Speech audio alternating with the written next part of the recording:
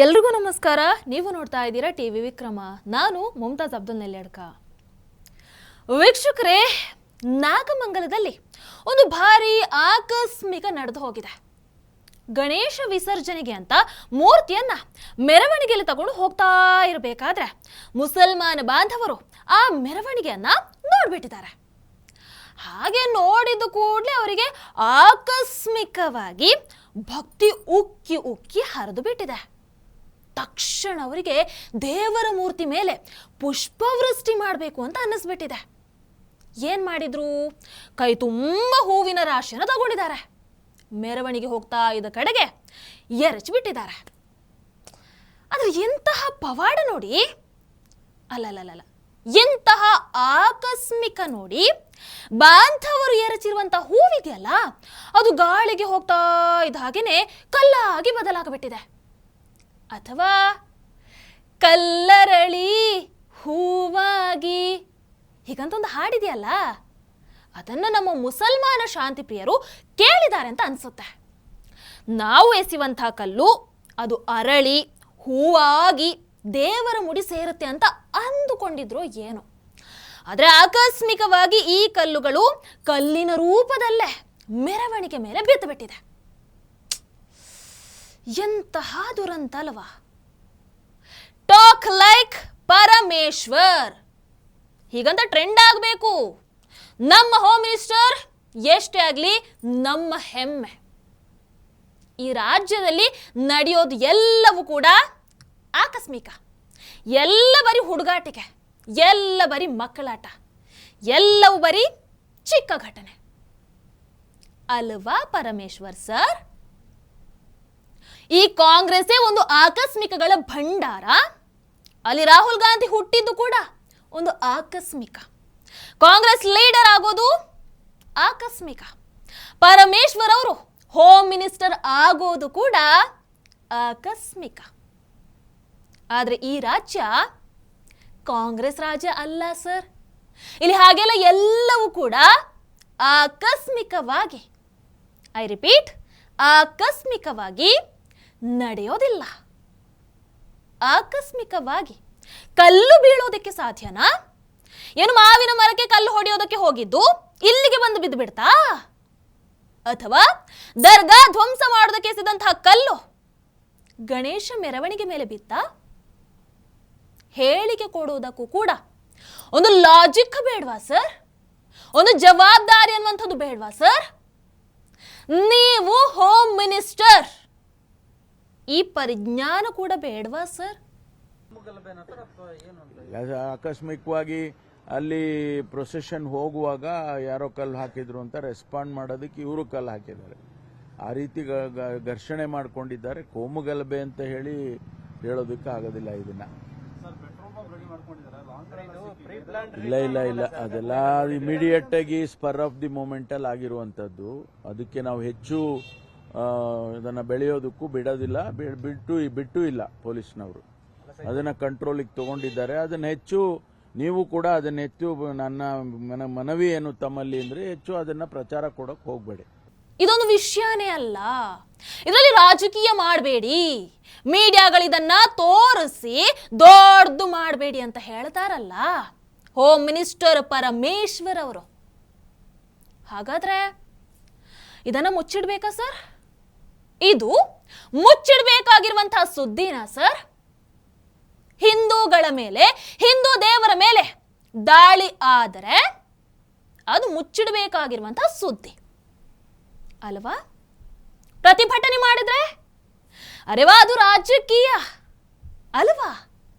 ಆಕಸ್ಮಿಕ ಘಟನೆಯಲ್ಲಿ petrol bomb ಹೇಗೆ ಬರೋದಕ್ಕೆ ಸಾಧ್ಯ ಸರ್? ಆಕಸ್ಮಿಕ ಘಟನೆಯಲ್ಲಿ ಬಿಯರ್ ಬಾಟಲ್ಗಳು ಹೇಗೆ ಬರೋದಕ್ಕೆ ಸಾಧ್ಯ? ಆಕಸ್ಮಿಕ ಘಟನೆಯಲ್ಲಿ ಕಲ್ಲುಗಳ ರಾಶಿ ಹೇಗೆ ಒಟ್ಟಾಗೋದಕ್ಕೆ ಸಾಧ್ಯ?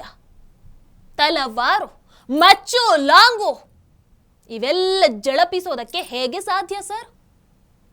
ಗಣೇಶ ಮೂರ್ತಿ ಮೆರವಣಿಗೆ ಹೋಗುವಂತಹ ಮಾರ್ಗದಲ್ಲಿ ದರ್ಗಾ ಇದ್ರೆ ಆ ದರ್ಗಾ ಮಾರ್ಗದಲ್ಲಿ ಮೆರವಣಿಗೆ ಹೋಗಬಾರ್ದ? ಹಾಗಾದ್ರೆ ಮಾರ್ಗವನ್ನ ಬದಲಾಯಿಸಬೇಕಾ? ದರ್ಗಾ ಎದುರು ಹೋಗಿದ್ದೆ ತಪ್ಪ? ಹಾಗಾದ್ರೆ ಬಹುಸಂಖ್ಯಾತ ಹಿಂದೂಗಳಿರುವಂತಹ ದೇಶದಲ್ಲಿ ಹಿಂದೂ ಹಿಂದೂಗಳೇ ಕಾಂಪ್ರಮೈಸ್ ಆಗಬೇಕಾ? ಹಿಂದೂಗಳೇ ಭಯದಲ್ಲಿ ಬದುಕಬೇಕಾ? ಹಿಂದೂ ಆಚರಣೆಗಳನ್ನ ಸಪ್ರೆಸ್ ಮಾಡಬೇಕಾ? ಯಾರ್ದು ತಪ್ಪು ಸರ್ ಹೇಳಿ? ತಪ್ಪು ಯಾರ್ದು ಸರ್ ಹೇಳಿ? 25ಕ್ಕೂ ಹೆಚ್ಚು ಅಂಗಡಿಗಳು ಧ್ವಂಸ ಆಗಿದೆಯಲ್ಲ. ಓ, ಇದು ಚಿಕ್ಕ ಘಟನೆನಾ ನಿಮಗೆ? ಅಂಗಡಿಗೆ ಬೆಂಕಿ ಹಚ್ಚುವಂಥದ್ದು ಸಣ್ಣ ವಿಚಾರನ ಸರ್ ನಿಮಗೆ? ಒಂದು ರಾತ್ರಿ ಕಳೆದು ಬೆಳಗಾಗೋ ಹೊತ್ತಿಗೆ 25 ಕೋಟಿ ನಷ್ಟ ಆಗಿದೆಯಲ್ಲ ಸರ್, ಅದು ನಾಗಮಂಗಲದಂತಹ ಚಿಕ್ಕ ಪಟ್ಟಣದಲ್ಲಿ. ಇದು ಚಿಕ್ಕ ಘಟನೆನಾ? ಆಕಸ್ಮಿಕನಾ? ಹಾಗಾದ್ರೆ ಏನ್ ಸರ್ ನಿಮ್ಮ ಮಾತಿನ ಅರ್ಥ? 10 ಹೆಣ ಬಿದ್ರೆ ಮಾತ್ರ ಅದು ಸೀರಿಯಸ್ ಘಟನೆನಾ? ಅಥವಾ ಆಗ್ಲೂ ಅದನ್ನ ಸಣ್ಣ ಘಟನೆ ಅಂತ ಹೇಳ್ಬಿಡ್ತೀರಾ?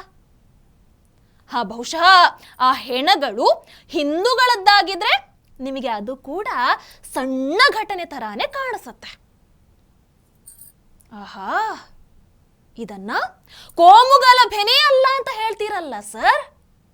ನಿಮಗೆ ಆತ್ಮಸಾಕ್ಷಿ ಅನ್ನುವಂಥದ್ದು ಇಲ್ಲವೇ ಇಲ್ವಾ? ಪರಮೇಶ್ವರ್ ಅವರೇ, ನಿಮ್ಮನ್ನ ನಿಸ್ಸಹಾಯಕ ಹೋಮ್ ಮಿನಿಸ್ಟರ್, ಪಾಪದ ವ್ಯಕ್ತಿ, ಸಂಭಾವಿತ ಅನ್ನುವಂತಹ ಕಾರಣಕ್ಕೆ ಎಲ್ಲರೂ ಗೌರವಿಸ್ತಾರೆ ಸರ್. ನಾವು ಕೂಡ ಗೌರವಿಸ್ತೀವಿ. ವ್ಯಕ್ತಿಯಾಗಿ ನಿಜವಾಗ್ಲೂ ನೀವು ಸಂಭಾವಿತರೇ. ಆದರೆ ಹೋಮ್ ಮಿನಿಸ್ಟರ್ ಆಗಿ ನೋ, ನಿಜವಾಗ್ಲೂ ಈ ರಾಜ್ಯ ಇಂತಹ ಗೃಹ ಮಂತ್ರಿಯನ್ನ ಯಾವತ್ತೂ ಕೂಡ ಬಯಸೋದಿಲ್ಲ.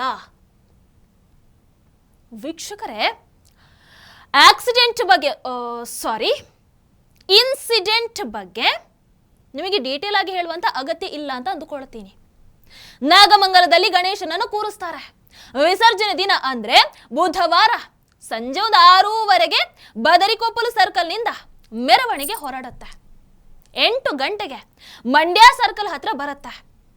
ರಾತ್ರಿ 9 ಗಂಟೆಗೆ ನಾಗಮಂಗಲದ ದರ್ಗಾ ಎದುರು ಮೆರವಣಿಗೆ ಬರ್ತಾ ಇದ್ದ ಹಾಗೇನೆ ಕಿಡಿಗೇಡಿಗಳಿಂದ ಅಥವಾ ಅನ್ಯ ಕೋಮಿನ ಅಂತೆಲ್ಲ ಸುತ್ತಿ ಬಳಸಿ ನಾನು ಹೇಳೋದಿಲ್ಲ, ಮುಸಲ್ಮಾನ ಕಿಡಿಗೇಡಿಗಳಿಂದ ಏಕಾಏಕಿ ಕಲ್ಲು ತೂರಾಟ ಶುರು ಆಗತ್ತೆ. ಬಿಯರ್ ಬಾಟಲ್ಗಳು ಕೂಡ ಮೆರವಣಿಗೆ ಮೇಲೆ ಬಂದು ಬೀಳುತ್ತವೆ. ಮೆರವಣಿಗೆಯಲ್ಲಿರುವಂತಹ ಹಿಂದೂ ಯುವಕರ ಮೇಲೆ ಕಲ್ಲುಗಳು, ಬಾಟಲ್ಗಳು ಬಂದು ಬೀಳುತ್ತವೆ. ನಿಮ್ಮ ಮೇಲೆ ಯಾರಾದ್ರೂ ಕಲ್ಲನ್ನ ಎಸೆದ್ರೆ ನೀವು ಅವರ ಮೇಲೆ ಹೂವನ್ನ ಎಸರಿ, ಆದ್ರೆ ಹೂವಿನ ಪಾಟ್ ಸಮೇತ ಎಸರಿ ಅಂತ ಪ್ರದೀಪ್ ಈಶ್ವರ್ ಅವರು ಹೇಳಿಕೊಟ್ಟಿರುವಂತಹ ಮೋಟಿವೇಶನ್ ಸ್ಪೀಚ್ ಇಂದ ಕರ್ನಾಟಕದ ಜನ ಇನ್ಸ್ಪೈರ್ ಆಗಿದ್ದಾರೆ. ಸೊ ಮೆರವಣಿಗೆ ಮೇಲೆ ಮುಸ್ಲಿಂ ಕಿಡಿಗೇಡಿಗಳು ಕಲ್ಲನ್ನು ಎಸೆದಾಗ ನಿಮ್ಮ ಕಲ್ಲನ್ನ ನೀವೇ ಇಟ್ಕೊಳ್ಳಿ, ಕ್ಯಾಚ್ ಹಿಡಿರಿ ಅಂತ ಆ ಕಲ್ಲುಗಳನ್ನ ವಾಪಸ್ ಎಸೆದಿದ್ದಾರೆ ಹಿಂದೂ ಯುವಕರು. ತಪ್ಪ? ಇಲ್ಲಿಂದ ಶುರುವಾಗಿದೆ ನೋಡಿ. ಅರ್ಧ ಗಂಟೆಯಲ್ಲಿ ಗಲಾಟೆ, ಹಿಂಸಾಚಾರ ತಾರಕಕ್ಕೇರಿದೆ. ಲಾಠಿ ಚಾರ್ಜ್ ಶುರುವಾಗಿದೆ. ರಾತ್ರಿ 9:45 ಮೆರವಣಿಗೆ ಉಸ್ತುವಾರಿ ಹೊತ್ತಿದ್ದಂತಹ ಆಯೋಜಕರು ಮೆರವಣಿಗೆ ಸಮೇತವಾಗಿ, ಗಣೇಶನ ಮೂರ್ತಿ ಸಮೇತವಾಗಿ ಪೊಲೀಸ್ ಸ್ಟೇಷನ್ ಎದುರು ಬಂದಿದ್ದಾರೆ. ನ್ಯಾಯವನ್ನ ಕೇಳಿ ಪ್ರತಿಭಟನೆಯನ್ನ ಮಾಡಿದ್ದಾರೆ. ಇದಕ್ಕೆ ಪ್ಯಾರಲಲ್ ಆಗಿ ನಡೆದಿರುವಂಥದ್ದು ಮುಸಲ್ಮಾನ ಪುಂಡರ ದಾಂಧಲೆ, ಪೆಟ್ರೋಲ್ ಬಾಂಬ್, ಲಾಂಗು ಮಚ್ಚು, ಅಂಗಡಿ ಧ್ವಂಸ, ಶೋರೂಮ್ಗಳ ಲೂಟಿ. ಅಬ್ಬಬ್ಬಬ್ಬಬ್ಬಾ ವೀಕ್ಷಕರೇ, ಇಷ್ಟೆಲ್ಲ ಆದ್ರೂ ಕೂಡ ಈ ಕಾಂಗ್ರೆಸ್ ಸರ್ಕಾರಕ್ಕೆ ಮುಸಲ್ಮಾನರ ದಾಂಧಲೆಯನ್ನ, ಅವರ ಗಲಭೆಯನ್ನ ಸಹಿಸೋದಿಲ್ಲ ಅಂತ ಒಂದು ಖಡಕ್ ವಾರ್ನಿಂಗ್ ಕೊಡೋದಕ್ಕೆ ಮೀಟ್ರೇ ಇಲ್ಲ. ತಪ್ಪು ಯಾರೇ ಮಾಡಿದ್ರೂ ಸಹಿಸಲ್ಲ, ಶಿಕ್ಷೆಯನ್ನ ಕೊಡ್ತೀವಿ, ಅಮಾಯಕರಿಗೆ ಶಿಕ್ಷೆ ಆಗೋದಕ್ಕೆ ಬಿಡಲ್ಲ. ಇದು ಕಾಂಗ್ರೆಸ್ ನಾಯಕರ ಸ್ಟೇಟ್ಮೆಂಟ್. ತಪ್ಪು ಯಾರು ಮಾಡಿದ್ದು ಅಂತ ಗೊತ್ತಿದ್ರೂ ಕೂಡ ಅವರಿಗೆ ಹೇಳೋದಕ್ಕೆ ಬಾಯಿ ಬರಲ್ಲ. ಅಮಾಯಕರಿಗೆ ಶಿಕ್ಷೆ ಆಗೋದಕ್ಕೆ ಬಿಡಲ್ಲ ಅಂತ ಹೇಳಿದ್ರೆ ಏನರ್ಥ? ಕಿಡಿಗೇಡಿ ಮುಸಲ್ಮಾನರು ಅಮಾಯಕರು ಅಂತನ ಅರ್ಥ? ರಾತ್ರಿ 9:15 ಕೊತ್ತಂಬರಿ ಸೊಪ್ಪು ತರುವುದಕ್ಕೆ ಹೊರಟವರ? ಯಾಕೆ ಈ ಪ್ರಶ್ನೆಯನ್ನು ಕೇಳ್ತಾ ಇದ್ದೀನಿ ಅಂತ ಹೇಳಿದ್ರೆ, ಈ ಗಲಭೆ ಸಂಬಂಧ ಬಂಧನಕ್ಕೆ ಒಳಗಾಗಿರೋರಲ್ಲಿ ಮೆಜಾರಿಟಿ ಸಂಖ್ಯೆ ಇರುವಂತದ್ದು ಹಿಂದೂಗಳದ್ದು. ಯಾವ ತಪ್ಪು ಮಾಡಿದ್ದಾರೆ ಅಂತ ಹಿಂದೂಗಳನ್ನ ಬಂಧಿಸಿರುವಂತದಿಲ್ಲಿ. ಪರ್ಮಿಷನ್ ತಗೊಂಡು ಗಣೇಶನನ್ನ ಕೂರಿಸಿದ್ದಾರೆ, ಪರ್ಮಿಷನ್ ಅನ್ನ ತಗೊಂಡು ವಿಸರ್ಜನಾ ಮೆರವಣಿಗೆಯನ್ನ ನಡೆಸ್ತಾ ಇದ್ದಾರೆ. ಆದರೂ ಆಯೋಜಕರನ್ನೇ ಹಿಡಿದು ಒಳಗೆ ಹಾಕಿದ್ದಾರೆ. ಇದು ಈ ರಾಜ್ಯದ ಹಿಂದೂಗಳ ಪಾಡು. ಮೆರವಣಿಗೆಗೆ ಪರ್ಮಿಷನ್ ಇದೆ, ಐ ರಿಪೀಟ್ ಪರ್ಮಿಷನ್ ಇದೆ. ದರ್ಗಾ ಎದುರು ಹೋಗೋದು ಗೊತ್ತಿದೆ. ಕಳೆದ ವರ್ಷ ಇದೇ ದರ್ಗಾ ಎದುರು ಚಿಕ್ಕ ಮಾರಾಮಾರಿ ನಡೆದಿರುವಂಥದ್ದು ಪೊಲೀಸರಿಗೂ ಗೊತ್ತಿದೆ. ಆದರೂ ಬಂದೋಬಸ್ತ್ ಮಾಡಿಲ್ಲ, ಮುಂಜಾಗ್ರತಾ ಕ್ರಮ ಕೈಗೊಂಡಿಲ್ಲ, ಮುಸಲ್ಮಾನರನ್ನ ಅಂಕೆಯಲ್ಲಿ ಇಟ್ಟಿಲ್ಲ. ಇಷ್ಟೊಂದು ಕಲ್ಲು ಒಟ್ಟು ಮಾಡೋದಕ್ಕೆ, ಬಿಯರ್ ಬಾಟಲ್ ಸ್ಟೋರ್ ಮಾಡೋದಕ್ಕೆ, ಪೆಟ್ರೋಲ್ ಬಾಂಬ್, ಲಾಂಗು, ಮಚ್ಚು ಇವೆಲ್ಲವನ್ನ ಸಿದ್ಧಗೊಳಿಸೋದಕ್ಕೆ ಅವಕಾಶವನ್ನ ಮಾಡಿಕೊಟ್ಟಿದ್ದಾರೆ. ಏನ್ ಮಾಡ್ತಾ ಇದೆ ಇಂಟೆಲಿಜೆನ್ಸ್? ಏನ್ ಮಾಡ್ತಾ ಇದೆ? ಒಂದು ಟ್ರ್ಯಾಕ್ಟರ್ ಲೋಡ್ ಆಗುವಷ್ಟು ಗಾಜಿನ ಪುಡಿ ಸಿಕ್ಕಿದೆ ಅಂತ ಹೇಳಿದ್ರೆ ಇದು ಚಿಕ್ಕ ಘಟನೆನಾ ಸರ್? ಇದಕ್ಕೆ ಗಣೇಶ ಮೆರವಣಿಗೆ ಮಾಡಿದಂತ ಹಿಂದೂಗಳು ಹೊಣೆನಾ ಸರ್? ಇನ್ನು ನಮ್ಮ ಔಟ್ ಗೋಯಿಂಗ್ ಸಿಎಂ ಸಿದ್ದರಾಮಯ್ಯನವರು ಹೇಳ್ತಾರೆ, 15 ತಿಂಗಳಿಂದ ನಮ್ಮ ರಾಜ್ಯದಲ್ಲಿ ಒಂದೇ ಒಂದು ಹಿಂಸಾಚಾರ, ಅಹಿತಕರ ಘಟನೆ ನಡೆದೇ ಇಲ್ಲವಂತೆ.